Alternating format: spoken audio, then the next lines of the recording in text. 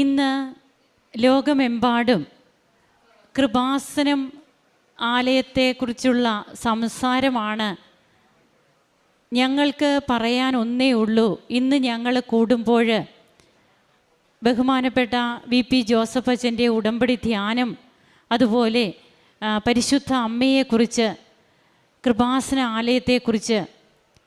അപ്പോൾ ഇന്ന് എങ്ങനെയാണ് ജോയേൽ പ്രവാചകൻ പറയുന്നത് പോലെ ആത്മാവിനെ വർഷിച്ച് ഇന്ന് സംസാരം മുഴുവനും കൃപാസനത്തെക്കുറിച്ചാകുന്നു.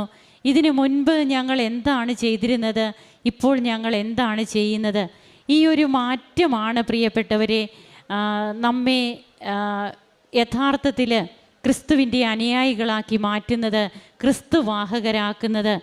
ഓസ്ട്രേലിയയിൽ നിന്ന് ബ്രിസ്ബെയിനിൽ താമസിക്കുന്ന ഈ ദമ്പതികൾ ഇവിടെ വന്ന് സാക്ഷ്യം പറയുമ്പോൾ